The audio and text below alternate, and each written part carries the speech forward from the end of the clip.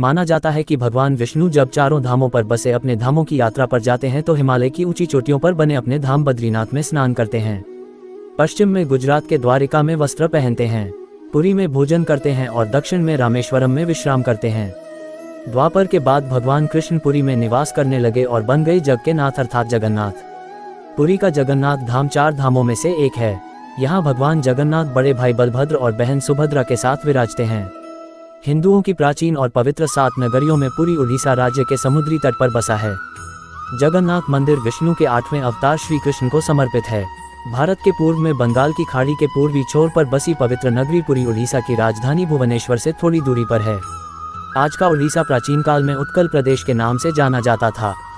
यहाँ देश की समृद्ध बंदरगाहें थीं, जहाँ जावा, सुमात्रा, इंडोनेशिया, थाईलैंड और अन्य कई देशों का इन्हीं बंदरगाह के रास्ते व्यापार होता था। पुराणों में इसे धरती का वैकुंठ कहा गया है। ये भगवान विष्णु के 4 धामों में से एक है। इसे श्री क्षेत्र, श्री पुरुषोत्तम क्षेत्र, शाक क्षेत्र, नीलांचल, नीलगिरी और श्री जगन्नाथपुरी भी कहते हैं। यहाँ लक्ष्मीपति विष्णु ने तरह तरह की लीलाएं की थीं।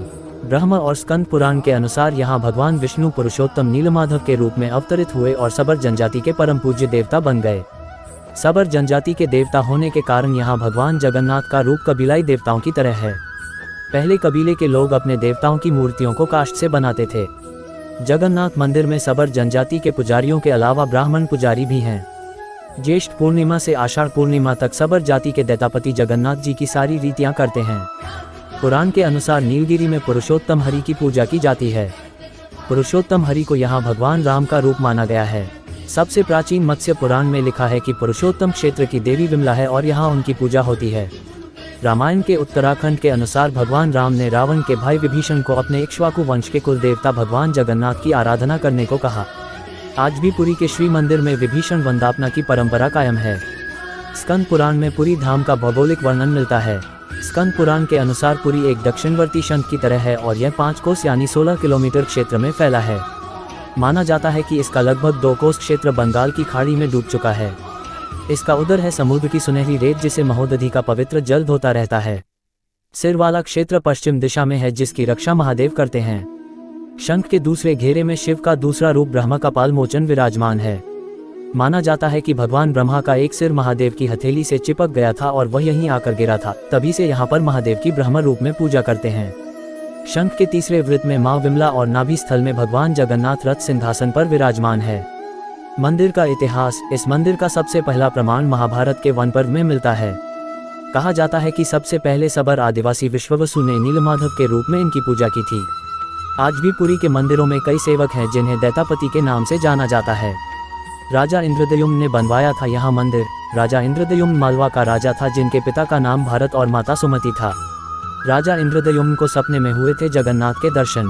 कई ग्रंथों में राजा इंद्रद्युम्न और उनके यज्ञ के बारे में विस्तार से लिखा है।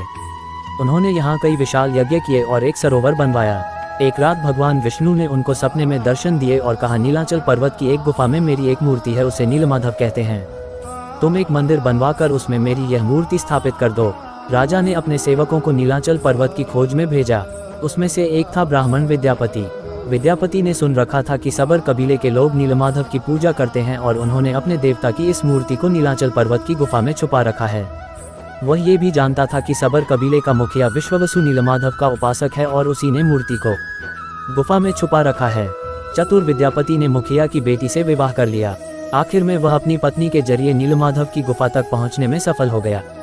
उसने मूर्ति चुरा ली और राजा को लाकर दे दी।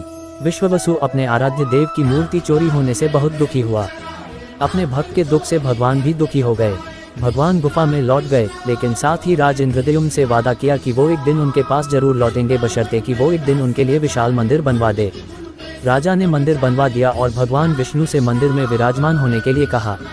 भगवान ने कहा कि तुम मेरी मूर्ति बनाने के लिए समुद्र में तैर रहा पेड़ का बड़ा टुकड़ा उठाकर लाओ, जो द्वारिका से समुद्र में तैरकर पुरी आ रहा है।